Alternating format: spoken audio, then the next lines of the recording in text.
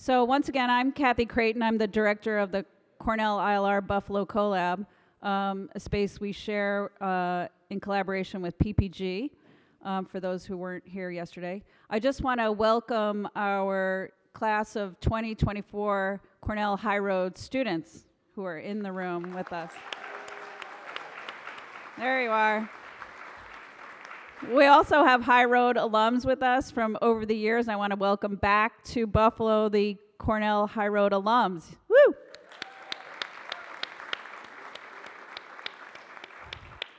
I want to thank the gentleman in the back for doing a great job in the sound system. It sounds really great. And thanks to all our food vendors and servers and all the staff and people who made a conference possible, because it's a lot of effing work.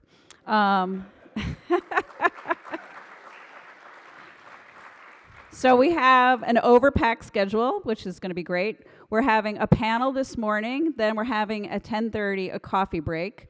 And after that, we're having two concurrent panels. So look in your programs and choose to see which one you want to go to.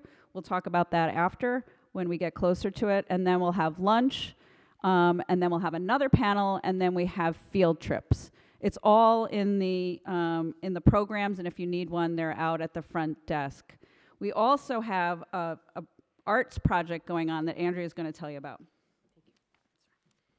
Yes, I'm Andrea O'Sullivan with Partnership for the Public Good, and beginning at our lunch break, right in the Birchfield classroom in the main hall, we're going to have the Blues Flag Memorial Project with us. And this is a project led by Buffalo artists Brendan Bannon and Brandon Watson, with many other community facilitators brought in, including a couple folks that are with us at the conference, like Denise Barr. And they have brought together hundreds of folks who have already created 2,500 cyanotype blue flags. Over 1,000 of them were hung around the Johnny B. Wiley Stadium and Jefferson Avenue on this year's 514 memorial. And they're going to keep going, have more and more community members making these flags so that they will string them out and become a sea of thousands of flags from Jefferson, stitching neighborhoods together around the city. So they'll be fully set up. You can go in. It just takes about 10 minutes. You arrange a flag with a memorial or message or hopeful words you want to say, and they help you to create the beautiful blue coloring with their whole setup. So they'll be here over lunch, then they'll stay for the afternoon. You can sneak in there and do it at any time, including once we break. If you're not going on a field trip, you can go in there and make a flag with them. So we wanted to make sure you take part in that. Great, thanks, Andrea.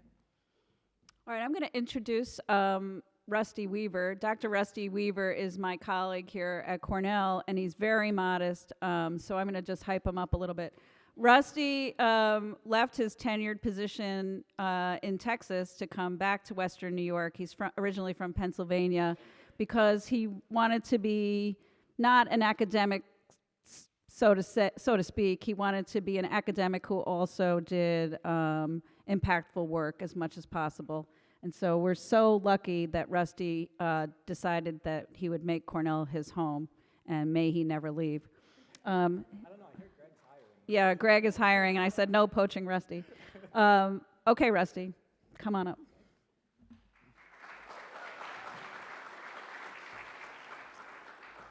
All right, thank you very much, and good morning.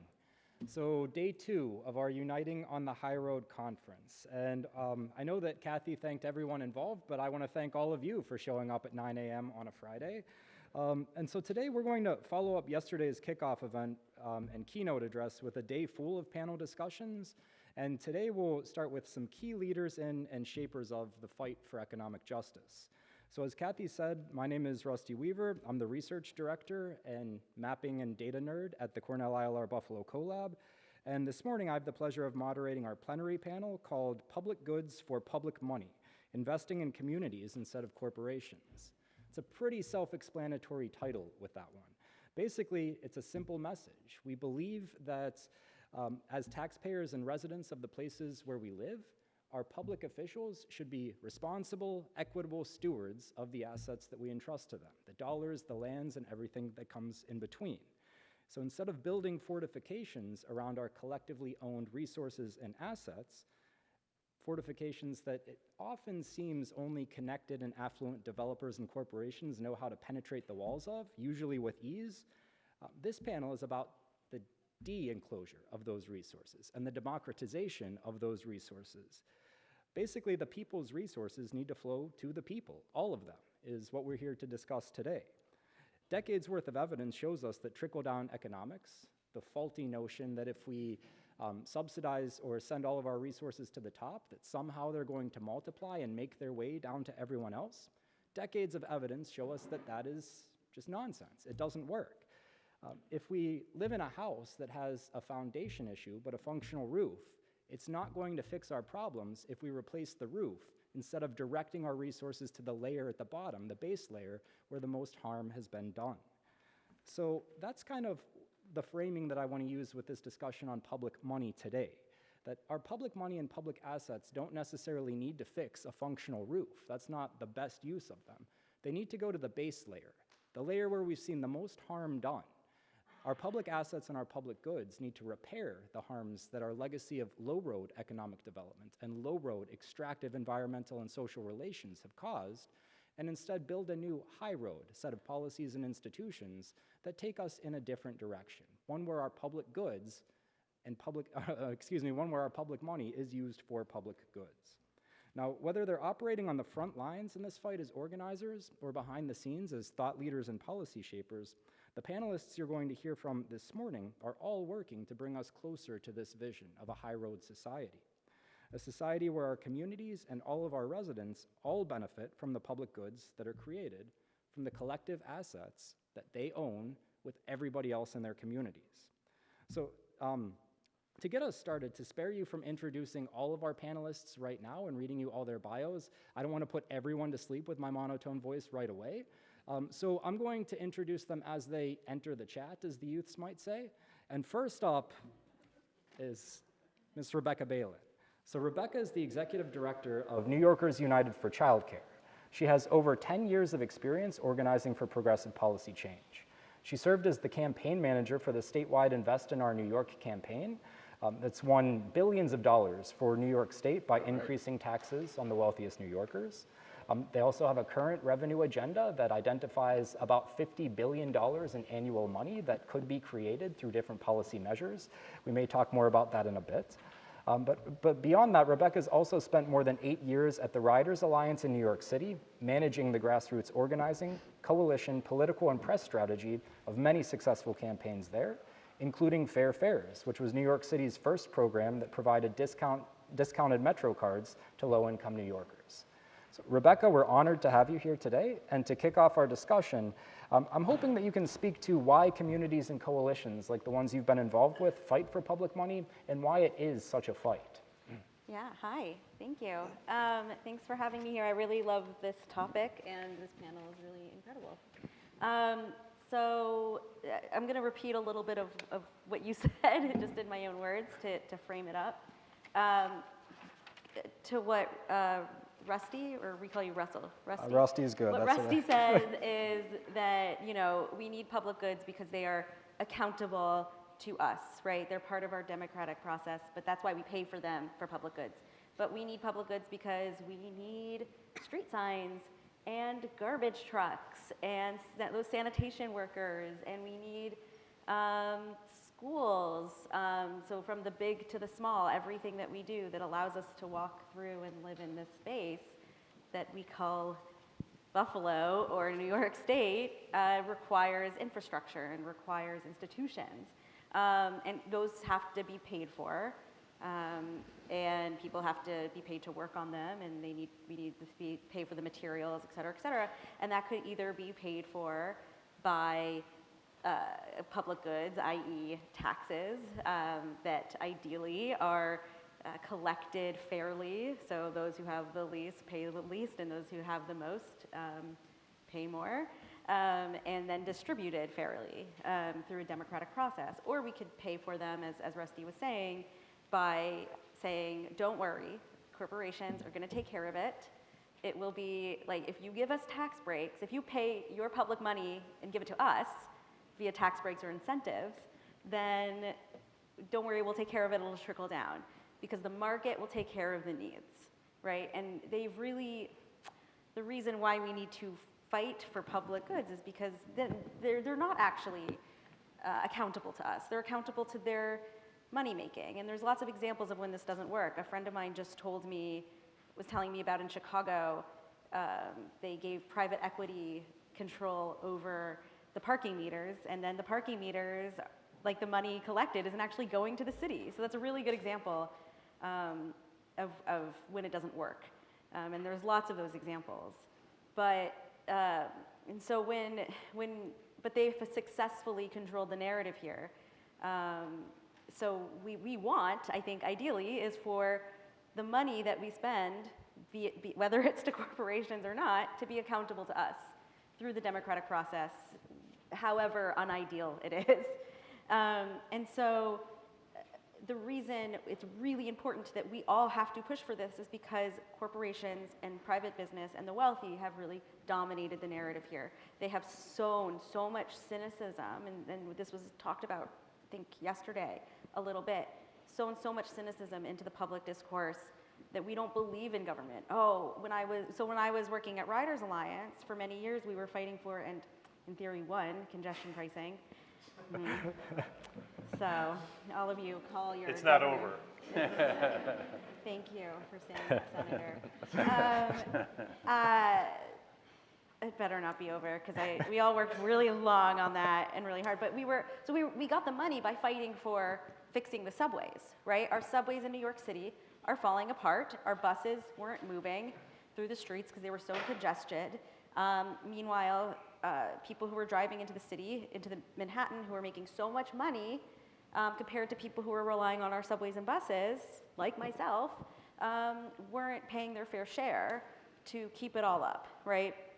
And so when we were fighting for this, a big thing that we came across as organizers, as campaigners, when talking to the public was, well, I don't want to give the MTA more money. They're just going to piss it away.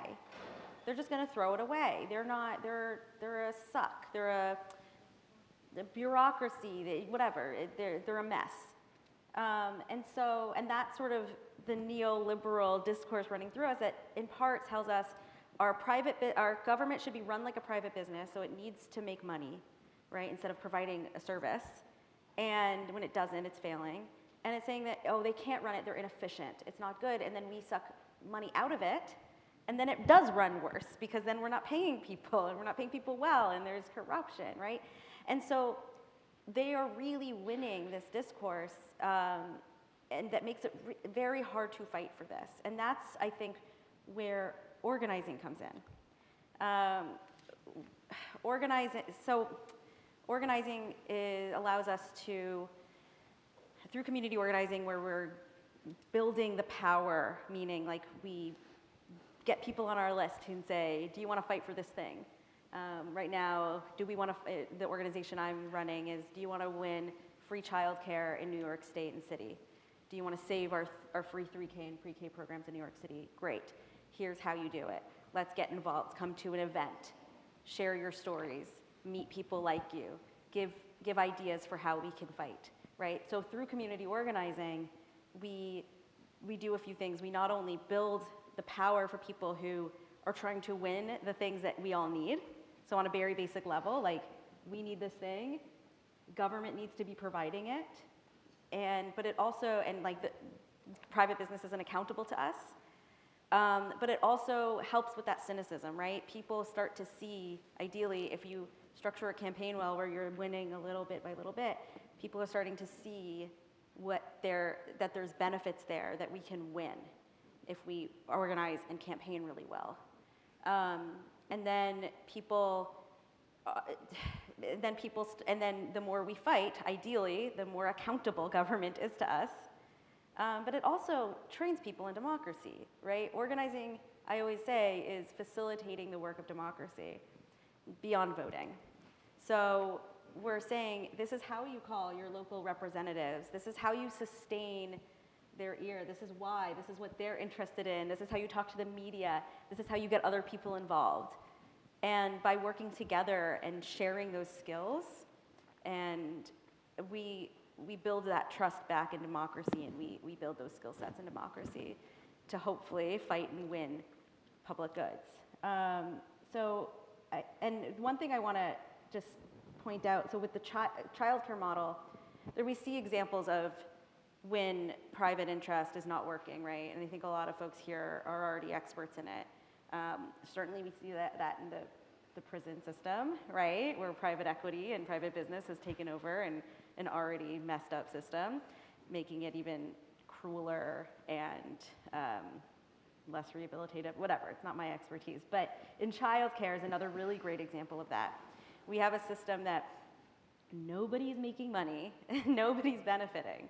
So in most of the country and the state, from age 0 to 5, if you have a kid that is age 0 to 5, you are completely on your own. Unless you are very poor, you don't get any subsidies, you don't get any help. And then if you are very poor, you have to jump through all sorts of obnoxious means testing hoops to prove that you're worthy, to prove that you need it, to prove that you're working, all this ridiculous stuff. Meanwhile, if you are not very poor, so anywhere from not the poorest to, frankly, the richest, you are paying in New York $20,000, $30,000, $40,000, $50,000, $60,000 a year per child, depending on where you live, every year from 0 to 5. And then but then you would think, great, these businesses are at least making a ton of money, but they're not, right? These small businesses are making almost nothing. Their workers are paid complete shit, poverty wages themselves that qualify them for these really ineffective subsidies. And so this is a great example of the market not working. And so that's why we're pushing for universal childcare and why we need government in this case, and we need public money to go for this incredibly necessary thing so that you're not completely on your own until, great, my kid turned 5, I can send them to school. So I've rambled a little bit, but hopefully I'll let you. No, that's wonderful. And so it struck me while you were talking that this session is public goods for public money. We could almost have a companion session on public money for public goods, identifying the revenue that we need to fund something like universal childcare. And I know with your involvement in Invest in Our New York, that's typically something that happens, is you're trying to fill those gaps and directly give a program to New York State legislators saying, this is what we want and this is how we can pay for it. And I think that in the most recent agenda, I know you've moved on from there, but I think they've identified 5 revenue streams that would give us about $50 billion a year annually to play with. What could you do with that? What could we do with $50 billion? A lot. I mean, for instance, we could have a childcare system where from 0 to 5, actually don't know exactly how much yet, we're working on that, but probably around 17 to 20 billion. You could have childcare for all kids in New York for age 0 to 5 for free, right? Just like you get for free K through 12. And some of the taxes that could pay for that could be making when I was running Invest in Our New York in 2020 and 2021, we called it ending tax breaks for the rich.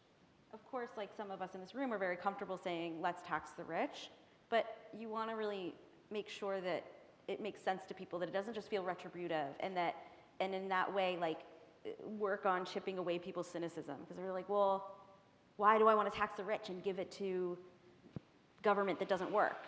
We have to work on that part, but we can also say, well, the rich people and corporations are getting tax breaks that you and I aren't. And we can also say that we're paying taxes, more taxes than them, not only in our actual taxes, but in the way that, like, we're not getting childcare, or we're not getting garbage pickup properly, or, pointing out that is a tax on us when these things don't happen. So we can end certain tax breaks on the rich, and we started to do that in 2020 and 2021 by making the personal income tax more fair. Some of us are in the same bracket. If you make, see, now I'm forgetting, but like if you make 30,000 or 100,000 or something like that, you're kind of paying the same rate. You can make that a lot more fair. We can end the tax break that you get if you are investing. So, in theory in America, we privilege hard work over sitting on our butts, right? That's not how I feel, but that's sort of the narrative. And yet, if you're investing your money, you actually get a tax break. you're paying less taxes than you would pay by your income that you pay when you work, your income taxes. So we could make that more fair. We could say if you're making that passive income through investing, you pay a little more than I do. You can tax corporations more fairly. You can tax rich people who get inheritances more fairly. Like there's so many ways we can get money distributed more fairly by just evening out the tax code. But you have to do it in a way that resonates with people. So you really have to choose issues and campaigns to go with that, at least in America, where there's so much cynicism around this stuff, to make people feel like, oh yeah, like that I want. And I personally feel like childcare is that issue, because it like just resonates with everybody. Thank you. So on the topic of reforming the tax code, ending tax breaks for the wealthy or wealthy corporations, those are government actions. We're fortunate to be joined by members of the New York State government on this panel today. And so I do want to turn things over next to our second speaker, Assemblymember Jon Rivera. Assemblymember Rivera represents New York State's 149th Assembly District, which includes parts of the city of Buffalo and Lackawanna, the town of Hamburg, the villages of Blaisdell and Hamburg, and the hamlet of Lakeview. Jon is a lifelong resident of the west side of Buffalo. West side? Love it. By the way, we have full bios for everybody on the website too. They're much longer than I can fit into my remarks, so please go read about these wonderful folks. But about Jon, I will say that being the son of a police officer and a teacher, he learned the value of serving the public from a very young age. And after he graduated from SUNY Buffalo State College, the campus that we're on right now, he began his career in public service in 2005, working for then Congressman Brian Higgins. He then moved to the private sector for a bit, climbing the ranks at HSBC Bank and eventually managing the branches in his own neighborhood, but his public service passion called back to him. And so he went back to work in local government in the Erie County Executive's office, County Executive Mark Pullen-Kars, where he was instrumental in drafting local laws from the passage of on-time budgets. And he was then promoted to special assistant to the Commissioner of Public Works in Erie County in 2018, before being elected to the Assembly in 2020. Assembly member, it's always a pleasure to share a stage and a space with you. Pleasure. Thank you for being here. So, well, hold on. Before Rusty says anything, he probably knows what I'm going to mention. Not only is it sort of full circle for me, one that I went to Buff State and I now represent Buff State and I'm here doing this, but also full circle in that Rusty mentioned that almost 20 years ago I worked for Brian Higgins. Guess who else was in Brian Higgins' office 20 years ago? Yeah. Small world, small world. So to move our discussion forward, we heard from Rebecca about how communities really struggle to get access to public funds. Again, in our framing, we mentioned that it tends to not seem to have that difficult path for major corporations. I know you've been involved in this fight for a while, standing against subsidies for firms like Amazon, bringing up IDA reform in a lot of your legislative initiatives. So I'm wondering if you can contrast stories like Rebecca's with stories that you experience in the legislature as you see these public dollars flow to organizations that might not necessarily need them. Sure. You know, you mentioned Amazon, and that's probably the best example we could think of. You know, I represent the town of Hamburg, which is, you know, historically sort of blue-collar town, right on the edge of the Ford plant, so a lot of retired union workers. And, you know, it's like a lot of Erie County in the last probably 50 to 60 years, including the city of Buffalo, there's just been this constant acceptance of crumbs. There's been this constant acceptance of everybody's afterthoughts and no one's best efforts. And whenever an employer would come into town, we would roll out red carpets and really not demand much for them. And maybe it's in part because we're this Rust Belt city that's seen a lot of loss, Buckline Steel, the railroad industry, so forth. But in reality, that way of thinking is really just, I've almost done as much of a disservice as those companies in fact leaving. That mentality, that way of thinking about, well, we just have to sort of be thankful for everything we can get. We have to be thankful for anything that comes along. Amazon wants to come in, fine, let's give them a tax break. A Moe's wants to come in Niagara Falls, let's give them a tax break. An A&W Root Beer wants to come to Niagara Falls, let's give them a tax break.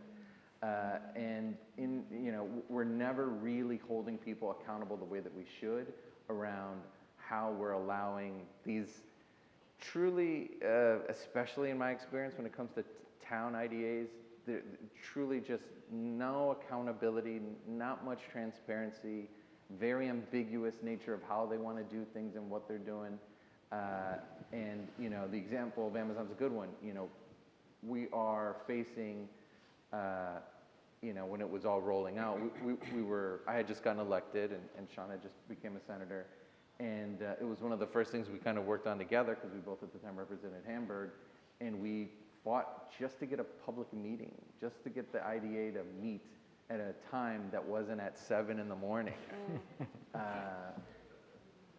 Where no one would know to go to a meeting at 7 in the morning to talk about an Amazon tax break. And it was in the middle of Jeff Bezos wanting to go to the moon, and it was wild to think that we were really going to give this tax break to an entity that truly, in every aspect of the thought, does not need it. It's Amazon. They didn't need it.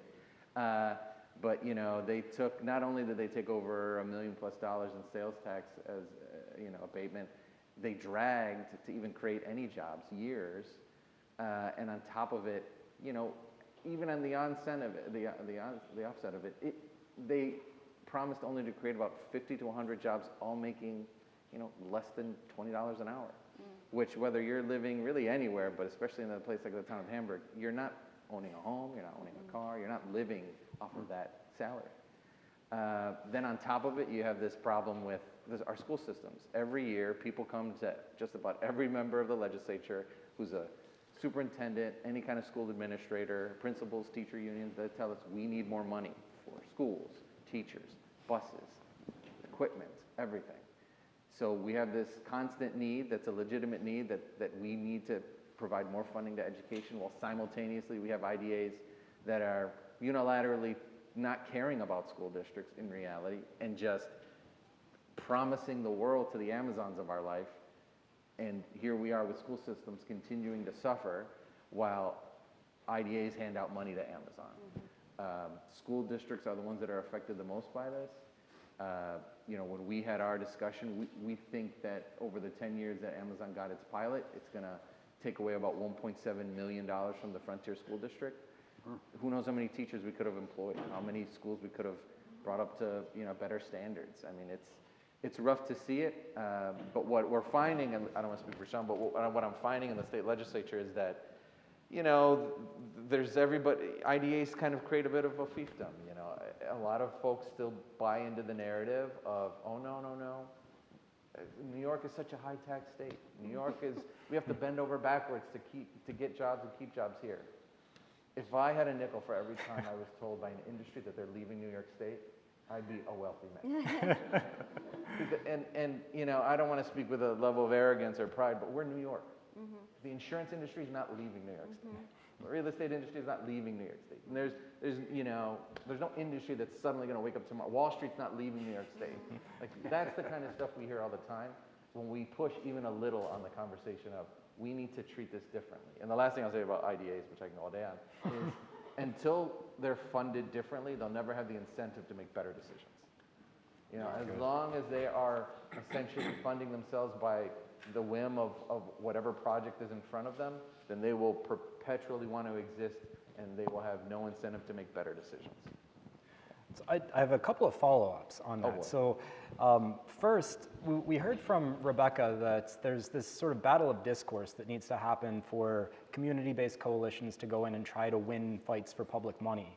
From the legislative side, a lot of folks that think that they can call you or Senator Ryan and tell you what they want and that you can go and stop this action. But what was disclosed in the Assembly members' comments there is that Amazon did get the tax break that both of the members of the New York State Legislature that we have here stood up against and said that it was not a good idea, it was not a good deal for the area.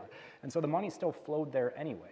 So it seems like you all have to win discursive battles too to try and frame this question, and you experience the same losses as community coalitions. Is that a fair point? Oh, yeah. What would you want the public to know about the behind-the-scenes actions that you take? Losses hurt too. Be nice to me. I mean, it's funny. most of the folks here probably know this, but Sean was the assembly member in this district before me. And how sometimes it works is that when an assembly member leaves, some of their bills, they're sort of up for grabs, and it's a bit of kind of Hunger Games on who gets them. But yeah, I had the good fortune of taking on a couple bills that Sean had. One of them is around, one, making it so that no more town IDAs are created in Erie County. Just flat out, no more. And then what it also does is makes it so that town IDAs, if they're going to continue to exist, they can only waive town taxes, right? Because if your school system doesn't have a say on your IDA, then why should that IDA be able to waive school taxes? Right? Pretty cut and dry. And it also shouldn't waive county taxes because county taxes is what goes through the whole county. So when an individual town makes a decision around how it's going to waive county sales tax, well then they inadvertently, or perhaps intentionally, they're taking away money from every other school district and every other town in that county. To me, it's a no-brainer, but even to do something like that is an uphill climb. In part because there's a fear that, well, if you do it in one town, it'll happen in here. If you do it in this county, it'll happen. And there's some members of the legislature that are of the majority that think that their little town IDA is the best thing since sliced bread. Maybe because, and granted, I can't tell everybody how to manage relationships in their towns and whatever, but I don't know if it's because perhaps they have that same mindset that I mentioned before of just sort of accepting every crumb that comes along. So the challenges we face are real. I mean, the senator has another bill, and I feel like I'm taking all of his talking points, so forgive me. You're doing a very good job. Is to sort of statewide look at taking away the ability of IDAs to take away school taxes. So, you know, that's going to be a challenge. You know, on a somewhat unrelated matter, he and I had a bill this year that we did end up passing that we had to dramatically change.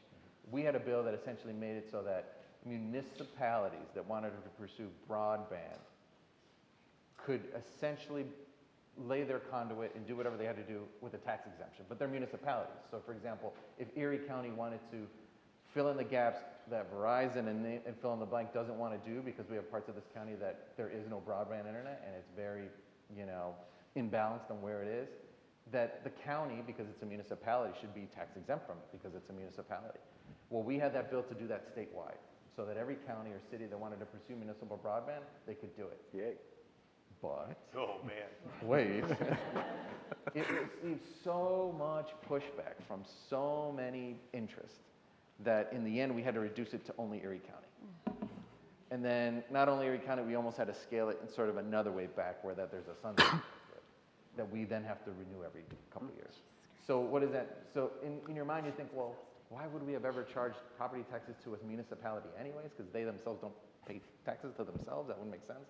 But that's the kind of fight that we have to fight on IDAs, but IDAs are probably even worse in that, you know, we constantly have to scale down the big swings because there's just, in order to get anything done, we have to move an inch when I'd much rather move a mile. I'm hopeful that if we do it in Erie County, that other counties sort of pick up the torch and do it in their, you know, respective municipalities, but that's an example of us wanting to move the needle on something very important, but it's going to get a lot of pushback and us having to be somewhat compromising to get something done. Thank you very much. So I did have one other follow-up too, and it's going to change gears a little bit. So at the CoLab, we've had the opportunity to work with your team on a few occasions to conduct research that would help push some of your initiatives. And so the next speaker that we're going to move to has really been at the leading edge of doing policy-relevant research for a really long time. So before we get to that perspective, I'm wondering, as a legislator, from your perspective, what types of research do you typically depend on or need? What does it look like, and who do you share it with? How does it get out there? What are the typical research needs of a legislator that's looking to move the needle in some of these directions, like you said? Every legislator might answer that a little differently, but I'll say for me, I try to meet with as many people as I can, truthfully. I don't know if it's just because I'm new in it all or because I'm representing a part of it, of the world that I grew up on the west side of the city of Buffalo. The needs in Buffalo are very different from the needs in Hamburg, so I find myself constantly wanting to just learn and learn and learn and learn more and more and more about things that are affecting people in every way, especially in spaces and ways that I'm not super familiar with. So I would honestly say I'm thankful for when I meet with folks and I get to hear from them. That's sort of the best on the ground thing. So I try to take as many meetings as I can, and I'm in front of as many people as I can. But truthfully, the information that comes from organizations like yours, Rusty, I could talk about you all day. I'm such a big fan of everything that you and Kathy and everyone here is doing. But it's honestly kind of, we are hyper fortunate in our area to have this as an asset, because there is a lot of legislators that don't have anything like this. The fact that it's in our backyard and something that we can continue to support financially and just want to see evolve is huge. So I'm thankful for, honestly, all the work that you guys are doing, because I read it all the time, and it's informing a lot of decisions that we're making. Because the neat thing about this job is that the options are sort of endless. If I wanted to put pen to paper on a bill that did X and Y, there's no limitation. There's no cap on how many bills I can try to get in. There's a cap in the end of what actually makes it, obviously, and the compromise and the negotiations, but the ideas that could be never ending. So that's the good thing about this job. And the more information we get, the more creative and the more different and the more unique the legislation will be. Much appreciated. And I'll say that if we've ever done any research that has helped you, it's pretty much a copy job that we've been trying to emulate Mr. Greg LeRoy and Good Jobs First for quite some time. So turning to Mr. LeRoy, our next speaker is the Executive Director of Good Jobs First, which he founded in 1998 upon winning the Public Interest Pioneer Award. He's been training and consulting for state and local governments, associations of public officials, labor management committees, unions, community groups, tax and budget watchdogs, environmentalists, and smart growth advocates for more than 30 years. And Greg, as someone who has cited your work just dozens and dozens of times, it is a pleasure to have you in Buffalo here today and to finally meet you in person. With that said, based on all of that knowledge and experience, I'm hoping that you can give our audience a bit of a primer on how economic development works in our current system. Great, I'm glad to do that. And I'm just going to ask people to help me hand these out here to the audience, because they weren't too easily available when people showed up this morning. Would you help me put those back? Thank you. Thank you, Rusty. Great to be with everybody. Auspicious company. And it's great to be here back at the High Road. I was here back in 07 for the first one. Hello, Eugene. Great to see you again this morning. People may remember that we had a project in New York City called Good Jobs New York for 16 years, long led by Bettina Damiani. So we've actually been in the IDA reform space since the late 20th century.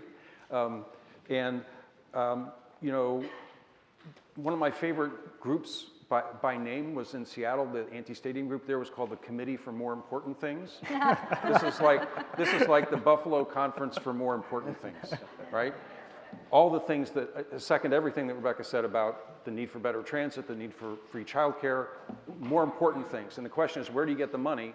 And IDA reform is a great place to start. Here's why, if you talk about this. If Willie Sutton were a tax policy analyst, he would be working on IDA reform, I think.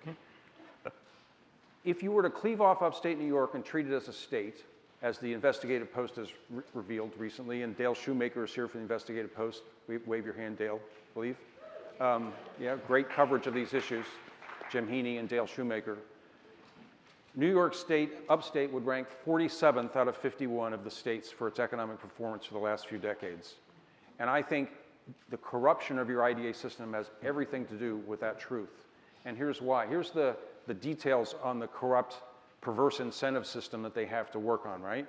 We recently did a study, it's on the handout we've given you, of the 107 active IDAs in New York State for a 4-year period recently, the most recent 4-year period we have data from, on their officially self-reported expenditures, 80% of their revenue comes from transaction fees. And for a third of the IDAs, 100% of their revenue comes from transaction fees, which means if they don't do deals, by deals, they mean giving away 3 kinds of tax breaks, they don't have revenue, they don't get paid, right? Because the vast majority of that revenue to the IDAs then goes to pay the staff and the consultants and the law firms that package the deals, right? And some of the income that we can't even see also comes from the corporate side that doesn't flows to the law firms and consultants that doesn't even flow through the IDAs. But of the IDA budgets alone, 80% of the revenue depends on them doing deals. So they have a perverse incentive to give away your tax base, right? They are hammers looking for nails, and every problem looks like a nail that they got to hit with a tax break. That's the problem. Your schools, as we revealed last year, lose $1.8 billion per year to economic development tax abatements, most of them granted by IDAs, right? We've named 2 upstate law firms, Harris Beach and Hodgson Ross, who direct the majority, a big share of their political contributions to the elected officials in the 9 IDA areas in the state in which they are the law firms that do the work for the IDAs, right? Here's the other big structural undemocratic situation here. The IDAs are led by board members who are not elected, right? When they make decisions to award deals, they're making budgeting decisions. They're giving away $1.8 billion plus a year and then getting a little bit of piles back, but the net loss is $1.8 billion. That power should never reside with anybody who can't be held accountable at election time. Mm-hmm. You should never, ever allow, because they're making budgeting decisions. They're giving away your money. They're spending it through the tax code, but it's no different than if they wrote a check to the companies, right? And long-term checks, big long-term checks. Erie County, by the way, is one of those 9 IDAs we mentioned that with the law firm tie-in and the political contributions. Shocking. Here's another measure of how broken your system is. You know, we pay a lot of attention. We have a database called the Subsidy Tracker where we pay a lot of extra attention to very big deals. Individual transactions in which the amount of taxpayer money spent is more than $100 million. We now have more than 500 of them recorded in US history. New York State and Michigan have always been 1 and 2, neck and neck, back and forth, as the most generous mega deal giving away states in the country. And to us, it's a measure of capture. It's a measure of special interest capture or corruption of your system, because it means that you're hoarding money in very small numbers of big companies and not paying attention to where you can get the biggest bang for the buck, which is entrepreneurship, clusters, networks, emerging technology, local businesses that are not Amazon, that are not Walmart, right? That's where the Committee for More Important Things has to get the money directed for economic development. When Jim Heaney asked me in a podcast that's going to air soon, if I was, you know, royalty for the Buffalo region, what would I do, you know, day 1 to fix the economic development system? I said, close all 8 IDAs. You have 8 IDAs for 2 counties here, right? Which is nuts. Not only do they have these perverse incentives, but they pirate each other and they don't pay attention. That's nuts. You should, you know, the meaningful unit of competition in economic development is not a city, it's not a suburb, it's not a state, it's a metro area, it's a labor market. And your structure, your economic development structures should mirror that reality. You should have one umbrella agency for this metro area that takes care of everybody, thinks the big picture, right? Does anybody here think that the IDAs have a plan? Is there a strategic plan where they've identified the emerging technologies and they're networking the brain cells and the intellectual property and the promising young businesses and looking for the gazelles, right? And boosting, you know, does anybody think that's what they do here? I haven't seen it. I'm not aware of it. So, but that's what your economic development agencies ought to be doing, right? Is growing your own, taking advantage of what's here. Think, where do we have comparative advantages? Where could public systems in technology diffusion and export promotion and quality control and customized training make a difference for young growing companies to reinvent your economy here and your housing stock? That's what needs to be done.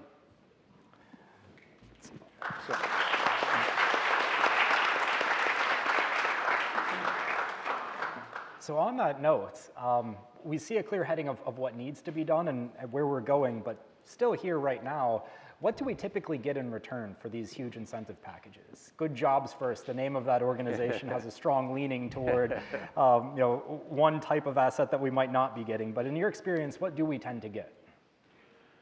Often you get failures, right? You certainly had the troubled, you know, Solar City deal here, now Tesla, the ups and downs and the corruption convictions that came out of that later got overturned.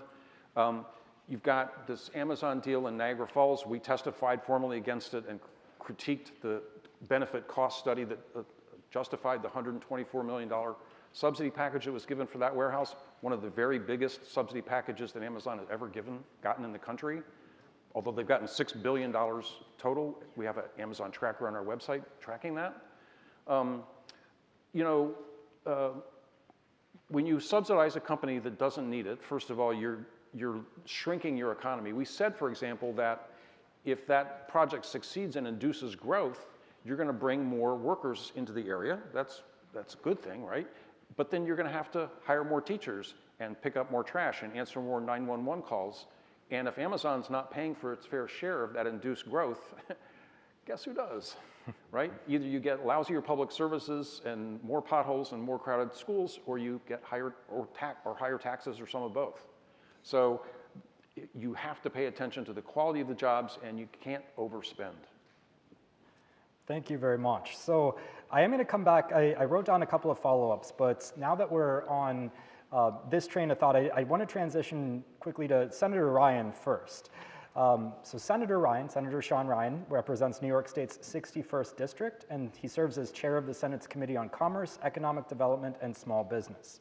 He was first elected to his current office in 2020 after having served as the New York State Assembly member for this district between 2011 and 2020. His district now represents parts of the city of Buffalo, the city of Tonawanda, the towns of Amherst, Grand Island, and Tonawanda, as well as the villages of Kenmore and Williamsville. Sean is a native of Lackawanna, where he learned the value of hard work from his father, a firefighter, and his mother, who was a teacher. Western New York is his home, and he brings Western New York values to the New York State Legislature. However, as a kid, Sean was taught that working hard leads you to the American dream, that if you work hard, you have a place in today's economy. But that dream came to a close when he saw the closure of Bethlehem Steel. Thousands in his community lost their jobs, his family, friends, neighbors were all displaced from the economy, and that's one of the motivating factors that brought him into the legislature. So as a member of the legislature, he's prioritized creating a fair economy for all, protecting taxpayer dollars, lowering taxes for the middle class and small businesses, and increasing investment in education, waterfront development, neighborhood redevelopment, and clean air, water, and other environmental assets. Mr. Senator, I've moderated exactly 2 panels in my life, and you've been on both of them. You're always generous with your time and knowledge. I can't believe you came back after you saw how clearly unfit I am for this role, but I appreciate it nonetheless. So earlier I asked your colleague, Assemblymember Rivera, about the roles that state elected officials play in fights over public money. Hearing from Greg that we don't get a lot for the public money that we put out there right now, I'm wondering if there's anything you'd like to add to that conversation. Just having been in the legislature now for more than a decade, what else has gotten in the way of public dollars actually flowing to the public? Yeah, that's a great question.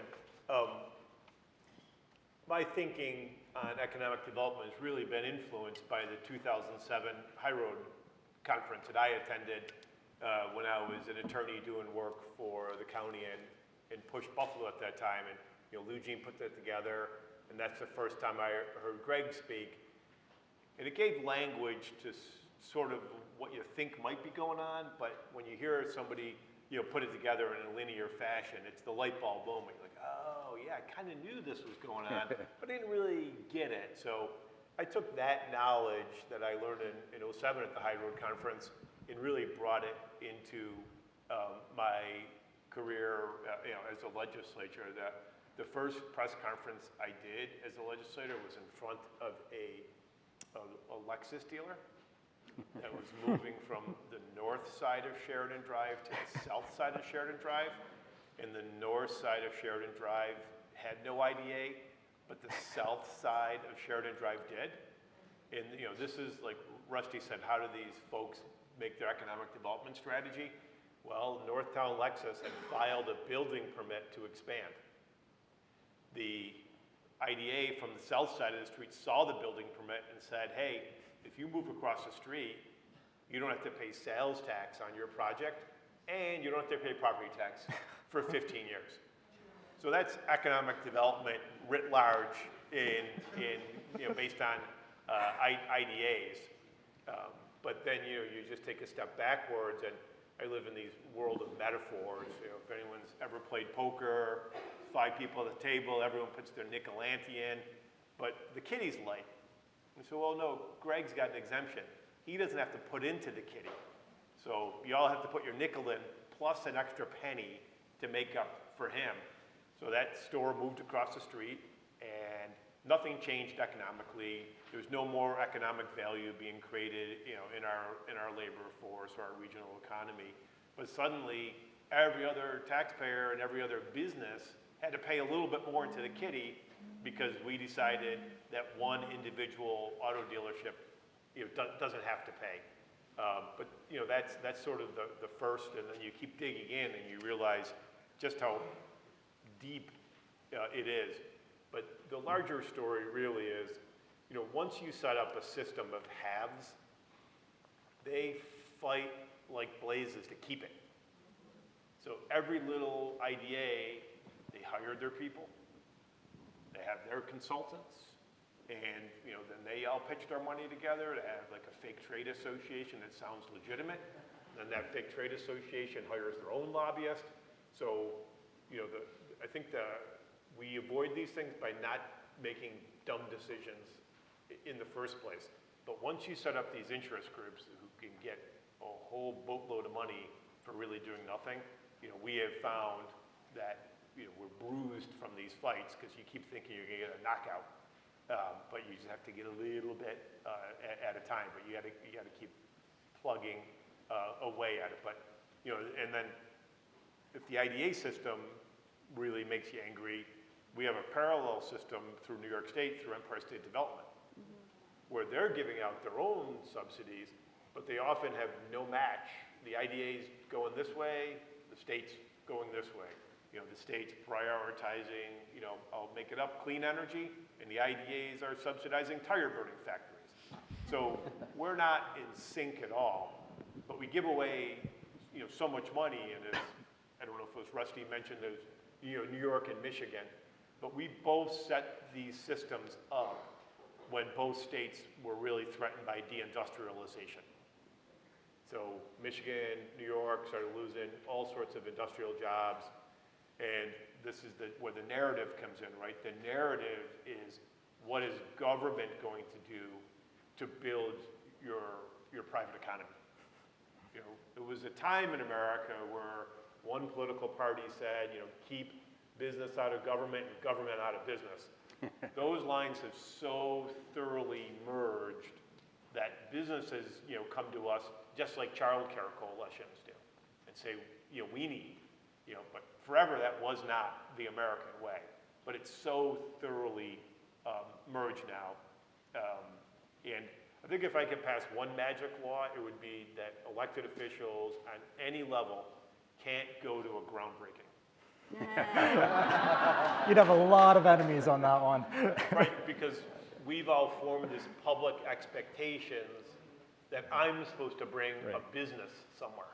Not that I'm supposed to make sure we have good parks, good sanitation, good schools, good health care, but somehow we're responsible. And that narrative then creates this, holy cow, I guess how are we going to do that to show that we're contributing to our economy?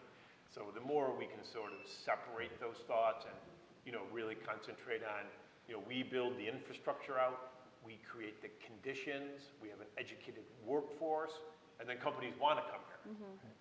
As opposed to this faulty logic that, you know, that's a very deep illusion that somehow because of this incentive, you know, this company moves here. It's just not empirically truthful.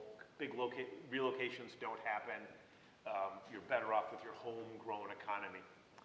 So I think this is a pretty practical position, and I'd say of everything that's gotten applause so far, the biggest applause line has been for the abolishment of IDAs, right? So that's maybe it's an echo chamber effect here, but when you zoom out, the use of economic development incentives to lure companies in and usually not get much in return, this is a bipartisan issue. So there's been a lot of push in the US as a whole in recent years to essentially have states enter into interstate compacts, trying to abolish the use of economic development incentives, targeted economic development incentives, because we're just competing with one another. North Sheridan Drive and South Sheridan Drive are competing with one another. And the neat thing about those proposals for that interstate compact is in New York, it's been introduced to the legislature by Democrats. In Utah and southern states, it's been introduced by Republicans. If you survey economists from all sides of the political spectrum or all sides of the ideological spectrum, they almost universally agree that this use of targeted economic development incentives is driving us down. It's not productive. And so what are the roadblocks? From a legislative perspective, what are the roadblocks if everybody in this room and maybe beyond this room, the people that wouldn't choose to be here, if everybody is on board with this, what do you see as the roadblocks? And is it that marriage of politics and business? Yeah, I mean, the deep roadblocks are the narrative that's being created since the Reagan administration that somehow the private sector is going to save us. They should run every aspect of government. But also, we're still struggling to come up with an economic policy, with deindustrialization. So when all the plants closed in Western New York in the 80s, New York State's response was, that's your fault. It's on you. You will now have a poor community that, can't support its infrastructure, can't pay its teachers, police, and fire. So we've never really come up with a statewide economic development policy. Under Governor Cuomo, he at least split the state up into regions rather than saying we're going to have one economic development policy that is somehow going to work for Buffalo, Binghamton, and Brooklyn. He at least took these steps towards recognizing regional parts of your economy, and then you could look at your regional strengths and try to, if you're going to make public investments, put them into those regional strengths. But why we can't unwind the IDAs in one fell swoop is because it goes back to the groundbreaking. It goes back to the public's expectation. Even though Hamburg lost a bunch of money by putting Amazon there, there's a portion of the Hamburg electorate who said, we got Amazon. But it's desperation for any jobs in a region like this. Yeah, it's a narrative, but it's a slow narrative. I think one thing we have been able to accomplish in terms of the narrative is when I first came into this conversation, a job was a job was a job. And we would cheer whether it's a Walmart or a high-paying industrial coming in. So we did get the IDAs to start talking about what's the wages going to be. Before, there was no conversation on wages at all. No relation between the size of the subsidy and the wages paid. So we're sort of winning on that, but you got to find some victories. I have another question, but I think Greg. Yeah, so I'm going to tell you the dirty, big secret in Site Location 101. When companies decide where to move or expand, they look at costs and they look at benefits. On the cost side of the ledger, all state and local taxes combined equal 1.9% of the average American company's cost structure, which is to say 98.1% of their cost structure, the business basics, are not affected by incentives or tax breaks. They are labor, occupancy, raw materials, logistics, energy, CEO bonuses, whatever, right? And they vary based on the industry and the needs of the company and the nature of the facility. But you're kidding yourself if you think you can really influence almost any company's behavior by shaving off some fraction of 1.9% of their cost structure. That's why most incentive deals are windfalls, right? But the narrative has been controlled. The corporate-dominated site location narrative, born by a company called Fantas in New York City in 1937, controls people's awareness of what really matters, how companies actually decide. And so we're left to think that giving away a tax break and cutting a ribbon on the south side of a street for a Lexus dealership influenced its behavior. Well, in this case, it did. It's rent-seeking, right? It's crazy that a tiny geographic variation would influence a company's behavior. That's a perverse use of the incentive. But I tell elected officials when I train them, focus on that 98.1% of the company's cost ledger where you can bring them a skilled workforce, efficient infrastructure, better public health, all of which give you higher productivity, lower absenteeism, more innovation. That's what matters to companies. That's what's going to grow your economy, not these cheap, costly giveaways. These cheapening of public service costly giveaways. So we have about 22 minutes left. I want to save some time for interaction and audience Q&A, but before we get there, I paid for my ticket today really to hear the interaction of all of you. We have organizers, elected officials, and leading scholars in this area. So the first round of questioning that I'm hoping to instigate here is among you all. So if you were listening to your fellow panelists and had a key question based on what they were saying, or if it's not a question, if it's more of a response or reaction, I'd like to hear that. And since I'm springing this on you at the last minute, feel free to pass in true game show rules. But I'll come back to Rebecca first. Okay. What does IDA stand for? Oh, that's fair, that's fair. Industrial Development Agency. That was my question. I've been. That works. Yeah, that's fair. Sorry. We should have said that. Sure. Sure. Industrial development agencies are the 107 geographically defined entities in New York State which can abate sales taxes, property taxes, and mortgage recordation taxes to companies expanding or relocating in their area. And they are your dominant form of local spending for economic development. Their boards are appointed, not elected. Oh, I have another question. Please. I'm sorry, Senator. I just say, and then they're only funded by deals they make. So they're like a private equity firm that plays with public money, but the perverse part of these things is they're self-funded. So if the Hamburg IDA said, no, bad deal, bad deal, bad deal, there is no IDA, they'll go out of business. So I feel that Hamburg IDA did the Amazon deal because it set their budget for about 5 years, because they make a percentage of the gross of the whole deal. So the total project cost. So that reaps them a big bag of money. And no rational person should be in that position. Well, it's a bad deal, but we do need to pay our electricity, and we'd like to give raises to our support staff. But, Yeah. Thank you for asking that question. So bear with me because it's almost a strategy question posing to you guys. New Yorkers United for Childcare is new. And I am always interested as an organizer and a campaigner, issue campaigner, how do we bridge what elected officials are going to care about and help them mobilize, and then what's going to mobilize constituents, the public, people I'm organizing. And it occurs to me as we're having this conversation, and something I've thought about quite a bit before, is that, and people have said this isn't a new comment, but that investing in childcare is economic development. And it's kind of what I want to focus on with this organization.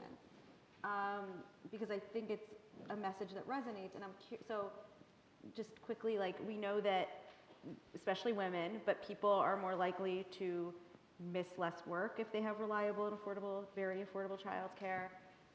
They're less likely, we now know, according to Fiscal Policy Institute, that New York State residents with children under 6 are more likely to leave the state and 2 times more likely to leave the city due to childcare and housing costs. So, having that population of working and middle class folks leaving is really bad for the economy. Having people not being able to work is bad for the economy. Having to spend $20,000 average, but usually more, a year per child on childcare means you're not spending it in the economy. So I'm curious how you can see us, both your perspective and then also from the budget perspective of the state, how we can use that messaging. So I got a few quick responses. Please, yes. So I'm the chair of this Economic Development Committee, which is an absolute mismatch, because I don't really believe public subsidies are helpful. So my committee has billions of dollars of public subsidy floating through them, which I spend the whole budget trying to stop. I lose about 95% of it. But one thing that has changed is when the businesses come in, it's usually just give me money, give me money. But in the last 2 years, they've saying we cannot get employees because they don't have childcare. So they're starting to talk to me in the same way Rebecca's coalition is talking to me. They're saying, oh my gosh, we have people who went to, who split, went from the first to the second shift. And I found out why is because they trade their kids off in the parking lot at shift change. And so they're doubling up. So businesses are starting to feel it, and that's a good thing. And I would keep putting on that. But we say in these committee meetings, if we want to get a better return, we should fund child care. Because if we have a workforce participation problem, well, women aren't participating in the workforce fully. Why? because there's no child care answer. So a way to grow our workforce without really growing our population is child care. But on that same note, every year the coalitions come and say the answer is to raise taxes on rich people. But they're not digging into the billions we waste in this field. And so I always, when I talk to the advocates about this, I always say, do you know how many billions of dollars go out the window? Like, you know, we don't even have to have that conversation about, you know, who's going to pay more. Let's just take this money and redirect it back into the coffers and not let it be sidelined out of the coffers. So. Sounds like we're going to have a meeting soon. Yeah. So Rebecca, I have a recommendation for you too. So I second everything Sean just said. That's objectively true about increasing the workforce by promoting affordable or free childcare. But early childhood education is demonstrably, empirically proven to be an extremely high return on investment in economic development. So Arthur Rolnick, the former vice president for research of the Minneapolis Federal Reserve, now a fellow at the Humphrey Institute in Minnesota, has been one of the leading champions for that. He's done massive research, TED Talks. He's an evangelist in this space. I'm going to connect you with him. Great. He knows about the IDA reform debates going on here. He's been part of our brain trust on these issues. But he will give you boatloads of evidence showing that even beginning to take care of kids in utero, and 0 through 3, is extremely high payoff investment in economic development. Yep. It is. This is the magic of the Buffalo High Road Conference here, matchmaking. Assembly member. Fascinating. I guess the only thing I would add is, you know, everything Sean said is totally true. The only thing I'd say is, you know, sometimes you will find partnerships that you didn't expect to sort of carry your voice as well. Not in this space, but one of the things that makes me think of it is, you know, 2 years ago we passed a bill, it's escaping me now, Clean Slate.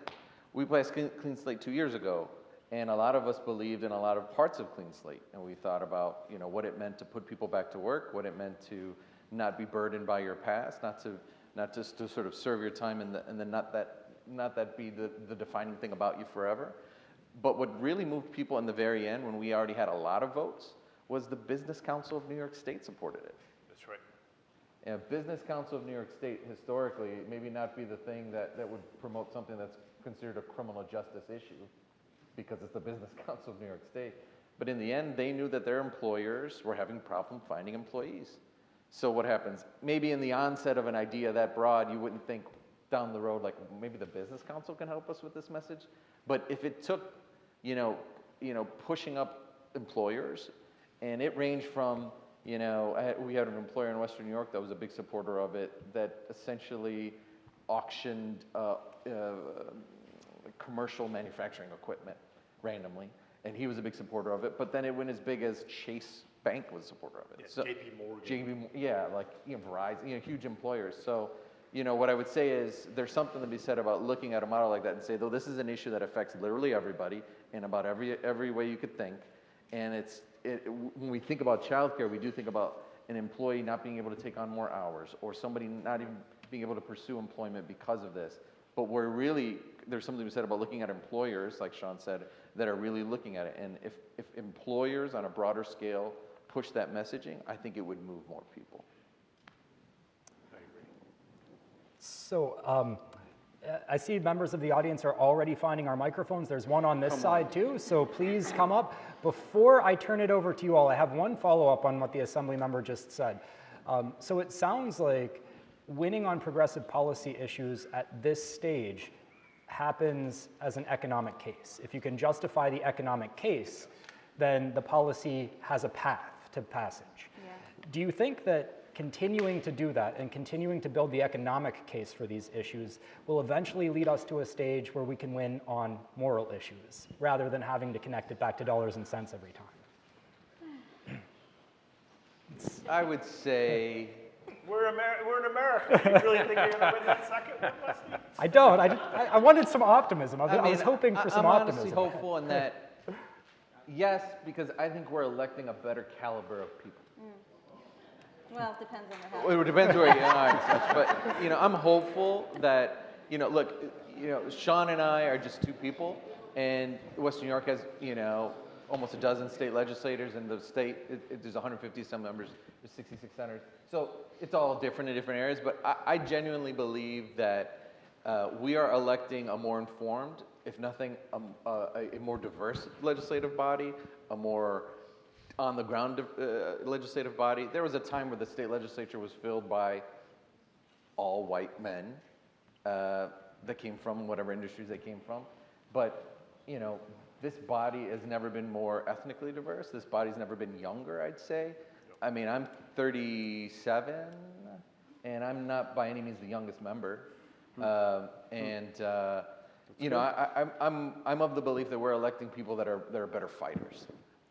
They might not come from prestigious universities, or they might not have the biggest wild backgrounds on this or that, but these are on-the-ground people that just know their stuff, and they're getting elected in neighborhoods that you'd be surprised. I mean, I don't use myself as a sole example, but you know, 40 years ago, a Latino kid from the West Side representing Hamburg, like, oh my God.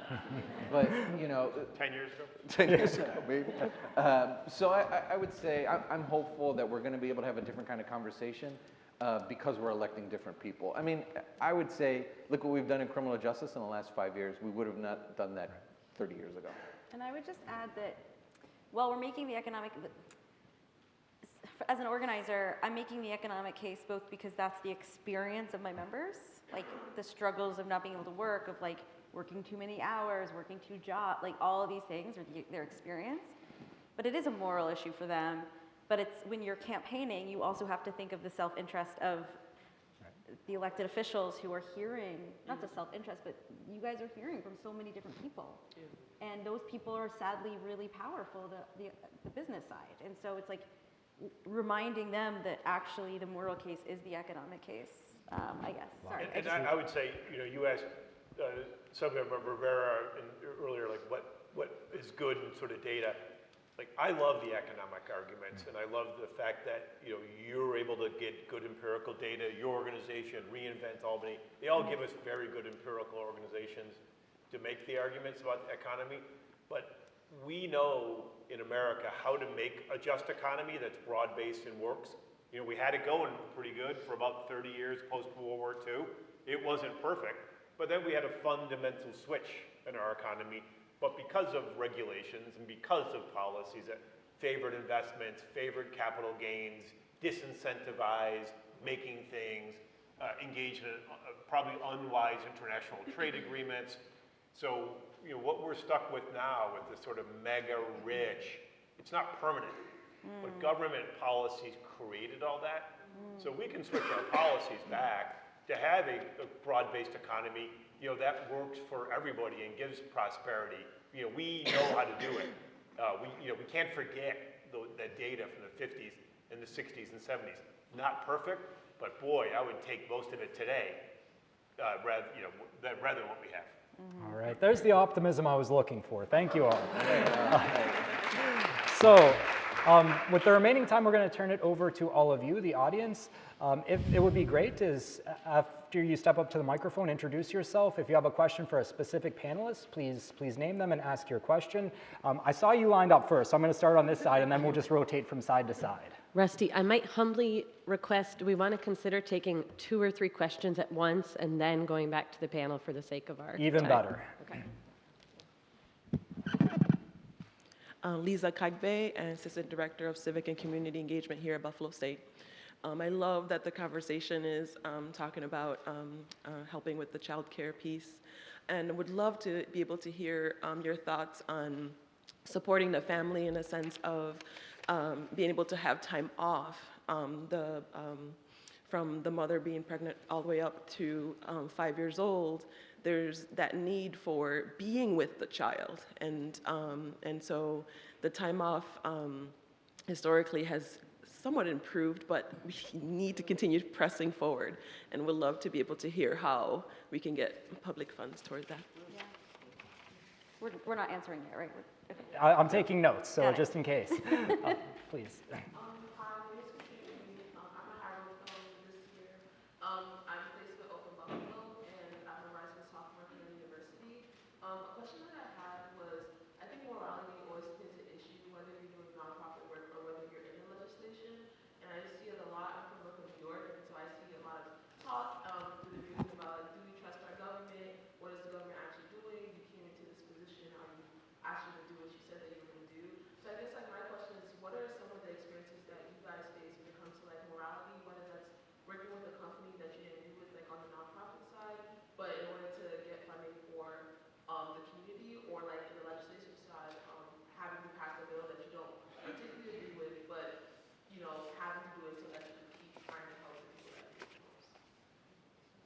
Thank you. And we'll take one more from this side, please. Okay. Hello, and thank you all for being here. My name is Essence. I'm the Executive Director of East Buffalo Development Corp. And my question is for you, Senator, and while I'm sure all the other distinguished panelists could chime in as well, but it's in regard to East Side Avenues and Empire State's program. And while I appreciate the conversation around the maladaptive use of IDA with public funds that deal with the whole, economy, but East Side Avenues and the Buffalo Billions, that second round, specifically deals with the East Side, which is 40% of Buffalo. And those funds have trickled down and really haven't hit the way they should over the last 4 years. Billions of dollars that are not really putting nails in the wood to build the buildings, that are not doing the work. They were designated for Bailey Avenue, Fillmore, Broadway, Jefferson, and it's a fight. And we're wondering, what are your thoughts around it? Was your bill an answer to that? Do you have any insight on maybe some reform that's happening with that Buffalo Billions from East Side Avenues? Just figuring out what we need to do to make those programs work so they're not reallocated. Thank you. We're going to take 3 to start. We'll give you a lot of homework, a lot of memorization here. So we had a question about what are the avenues for having more time off to support early childhood education, to have parents more present in the household. And then we had a question about how do you work with organizations that might not be on the same moral footing as you and your ideology. And then the most recent question about the progress or lack of progress with the Buffalo Billions on the east side. Can I do the first one? Please. Okay. Or start with the first one. So speaking of the morality versus economic argument, I am obsessed with expanding paid family leave as part of a child care platform. It is, we're all obsessed with it, especially the women who give birth, or people who give birth. That is the moral thing to do for all the reasons, right? For maternal health, especially among Black women. It's the bonding with the baby. But my friend who gave birth once said, like years ago, said, we give people with sports injuries more time to recover than we give people who give birth. It's like not easy. So I've heard, I haven't done it yet. But you get, like, New York was so proud of ourselves because we got 12 weeks, because that was a huge fight. 12 weeks after, you go through all those hormonal changes and your physical body, like everything is really messed up, plus you have this like, tiny little baby. So I'm thinking, and then I hear on the other side, well, we can't have universal child care because it's so expensive for the infants. I'm like, well, we have a solution for that. And every other country has a solution for that, which is paid leave, paid family leave, 6 months to a year. And you could do that for, each partner, and then you have a year or 2 with your baby. Then it's easier to get someone to cover your shift, because you can't get somebody to cover for you for 12 weeks. That's bizarre. If you have 6 months to a year, you can get a temp staff worker, for instance. So anyway, that to me, I see paid family leave as childcare, as a way to fund universal childcare, and just the thing I personally want, and I think we all want. Takers on our other 2 questions. I'll do the second Assemblyman, question. Yep. Give it to me one more time.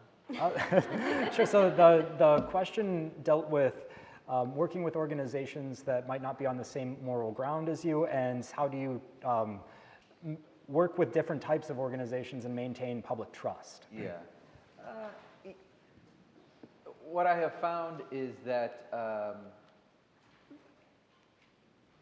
the biggest chip on my shoulder that I'll have from time to time, and I'll be frank with everybody here, is not so much the ideas that people are bringing to the office. So, in a given day, I'll meet with a teachers union, the Association of Ophthalmologists, volunteer firefighters, some clean energy company that wants to invent this brand new cool thing. Like so it ranges, right? It's every day it's something different. What I tend not to judge on what the things that they want to do, because I'm constantly just in a learning mode. The thing that does get sometimes to me is sort of a presumptuousness that exists regardless of who's in front of me, of the things that matter to the people that I represent. Even though they've never talked to anybody I've represented, they've never been to Buffalo, they don't know where Buffalo is on a map. But sometimes you'll have people, and it varies from activist groups that I probably agree with what they're saying to, you know, Fortune 500 companies that just want to charge us all these things. So it's a wide range. I would say the challenge that I've had in sort of really kind of taking myself out of my emotional thing is really being bothered by people that just come to me and they'll say, well, you should do this because I think it'll be good in Buffalo. When they don't know anything, they don't ask any questions, they don't inquire. So that's sort of my own kind of chip on my shoulder thing that I experience all the time. And speaking to like another level of frankness, you know, in Western New York or in upstate New York, I'm the only member of the majority of Latino descent north of New York City ever. So sometimes I find myself being put in a position of, well, this is a good Latino issue. And I'm like, well, I get what you're trying to do, but it's not really hitting well. Like, like I get it, but or they'll say, you know, your colleagues in Queens and the Bronx and Brooklyn, they're doing this. I'm like, I know what you're getting at. So there's a bit of that kind of collision that I deal with. But when it comes to like pure policy of like, you know, who do you listen to in a situation, it takes a lot of time because in a given day, I'll have I supported a bill this year that was really, really unpopular in certain circles. You know, I consider organized labor to be a huge supporter of mine in every way you could think of, and I'm a supporter of it. But, you know, this year I supported a bill that some parts of organized labor weren't wild about. It was it's a New York Heat Act, I'll say what it is. And, you know, it's an imperfect bill, and it's why didn't go, you know, it's why it's where it is right now, and I'm a believer that eventually some better solution will end up coming through in the end. But, you know, when I have National Fuel telling me that it's the end of the world if this passes, I can often disregard it, no jab against National Fuel. But when I also have folks that I genuinely care about what they care about, like organized labor, I have to take pause and assess why that is. That doesn't change the way that I'm still on the bill, I'm still a supporter of it, but I have to take that into account because maybe that's just an angle that I didn't think about. There's a perception that I just didn't comprehend in the moment. In the end, I'm happy that I made the decision I did and I'm sticking with it, but you know, it's this constant sort of thing because bills are complex and in your mind you think, oh, this is easy, that's a no-brainer. And then you think of this random thought that never came to you, or it's delivered in such a way where you say, oh, okay, that makes sense. But you know, it's a constant back and forth with bills that are going to be before us because you don't know, and what's good in one area might not be good in another, and you're not taking that into account. So it moves. But in the end of the day, as long as you stick with your gut and you trust yourself, and that you know you're making the right decision for the most people, that's what you go with. I'll give you 3 quick lightning rounds. You know, one is, you know, I tend to shy from the word morality because a lot of folks who I vehemently disagree with come in and tell me what's moral.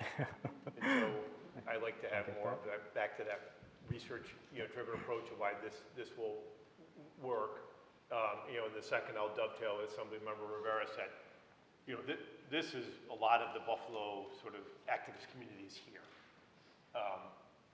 You know, most of the activist energy comes out of the 5 boroughs. And then often the ideas that start there, they sort of trickle down here, and it's the same thing, like, oh no, this will be really good for you. And you don't want to bust their bubble with the saying, like, anyone here have a 716 cell phone? You know, everyone tell me what's good for my community, but none of them have a 716 cell phone. So I like this grouping because we're more apt to concentrate on issues that we know impact this community and have an impact on this community. And then the East Side avenues, give me a call. That's a super long conversation. Thank you. So a bit of housekeeping. We started 6 minutes late, so I'm going to keep you all 6 minutes late until 10:36, if that's okay. Before I ask the next speakers to ask their questions, though, in case we do run out of time, please join me in giving the panelists a big round of applause. Thank you so much.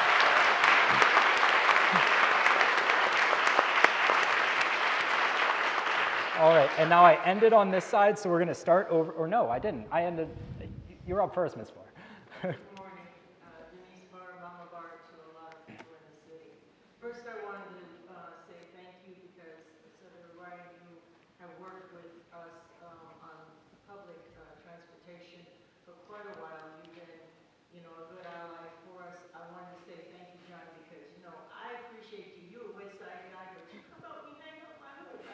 You come out to the East Side and you show up. And I appreciate that because that's what modern day politicians should look like. Not being afraid of the people, but being willing to come out and have a conversation and walk in and say, you know what, this is still Buffalo. It doesn't matter whether it's West Side or it's East Side at this point. Just being there to show that this is what politicians should look like in our time. And that's why a lot of people lost hope. Because they think that it's elite. They can't touch it. It's not for them to ask any questions about. In any case, as much as I appreciate the conversation on the childcare issue, and equally so is the conversation still on public transportation. Inner city, when you're talking about investing in communities, when you're talking about public goods, we know that public transportation moves the economy, but it's not.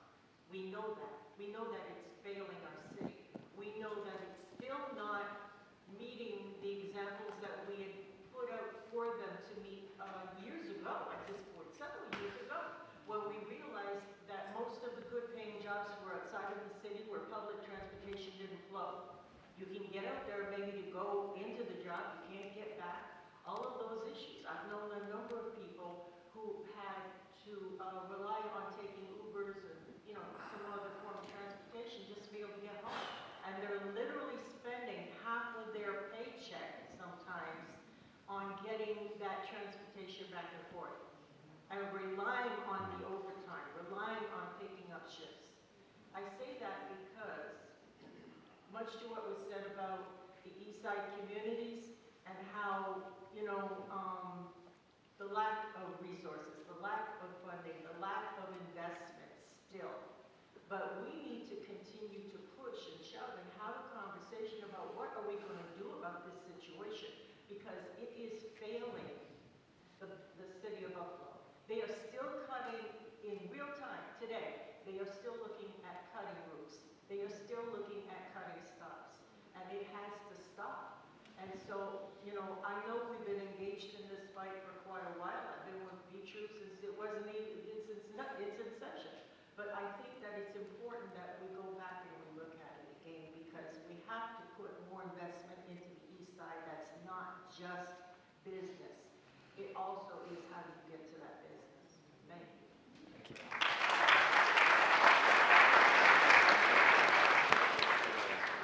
Question from this side, please. Hi, my name is Tori Cooper. I'm founder of Bread Hive Worker Cooperative, Cooperation Buffalo, and currently run the School for Democratic Management at the Democracy at Work Institute. Senator Ryan, you came and visited us at Bread Hive 10 years ago when we opened our doors. You were an early ally in our movement. So we talked a lot. I like what you make. Good bread, good work. So we talked about, the corruption of IDAs. We talked a lot about false solutions. Buffalo will not be saved by Elon Musk. Niagara Falls will not be saved by Jeff Bezos. We know that. And I want to hear about some commitments for investments in real solutions.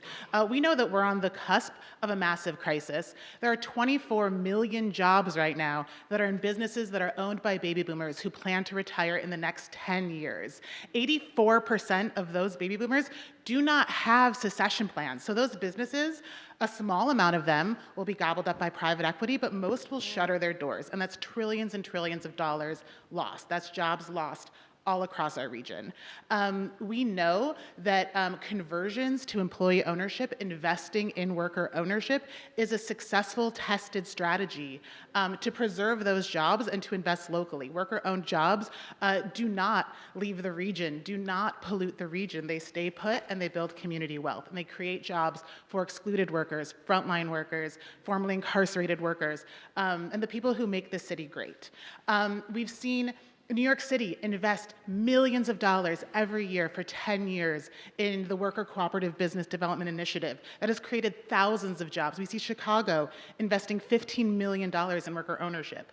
What commitment can we see from the available pots of money that we have to invest in that strategy in this region where we have built a cooperative ecosystem, we have built technical assistance, we have all the practitioners we need, but the missing piece is public investment, especially when the Common Council passed a resolution in support of worker cooperatives back in 2013. We have an Office of Employee Ownership. How much funding did the city put behind it? Both of which have remained unfunded forever. So how can we get that funding leveraged? Resolutions and that much. Yeah. Well, that's your. Thank you very much. So what I'm going to ask, please. Yeah. I'm going to ask, it's going to be information overload. I'm going to ask everybody else who's in line to come up and ask your question as well, and we'll try to get to them as possible. We are a bit over time now, so I'll ask for the sharpest, shortest answers you can give to these complex questions, and maybe we'll have time to talk over coffee after this, because there will be a coffee break as soon as we leave. To this side, please. Hi, my name is, I have a very short question. I was thinking about how to shorten it as I was waiting here. My name is Jon Rivera. I'm with the University of Buffalo. I'll be entering the second year of the GED MBA program. Also, no Shy Foundation helped me for being here today. My question was specifically for Greg, but all four of you really talked about this. How would the process of closing the IDAs go? And is there perhaps a solution where the businesses would say, we're not going to work with this IDA because we know the community needs a better solution than just a tax break for us? Interesting. Hello, Nathan Lamb, Cornell ILR Climate Jobs Institute. My question is sort of in the same vein as the worker cooperative question, but also just like to add on public enterprise to that conversation. Thank you. Thank you. Hi, I'm Crystal Knight. I go to UB, but I also work at Moderator, which we're a nonprofit incubator in Buffalo, operating out of the east side. I had two questions. My first one is like, we all have a lot of really good information today, but what do you want us, the people of Buffalo, to take away from it? And my second question is, how can we hold the NFTA accountable for what they are not doing in Buffalo?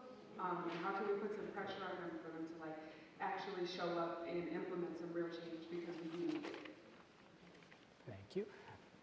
This side. Hello, I'm Dante Miles. I am a Niagara Falls City Councilman, and I'm a senior Democrat in the city. It seems like the New York State pretty much left us to fend for ourselves, or pretty much take care of ourselves. I guess one of the biggest questions that I'd like to know is, how can we fight to have partnership between Niagara Falls and the state to kind of curb a lot of the corruption, systemic corruption that is overlooked due to party affiliation and family affiliation? Very good question. One more, please. Hi, my name is Anna Lucas, and I'm a public health corps fellow. I just wanted to ask, when you talked about ending subsidies for corporations, but for those of our legislators on the stage, would you also support the Not on Your Dime Act, which would end subsidizing nonprofits, masqueraded as nonprofits, that fund settler and human rights violations in Palestine? All right. So I just, for 20 seconds, the successorship crisis is real. I actually did the first study in the United States on that 35 years ago. I'm going to give you my card. We need to talk, because it's a real opportunity, and it's another thing the IDAs aren't taking care of.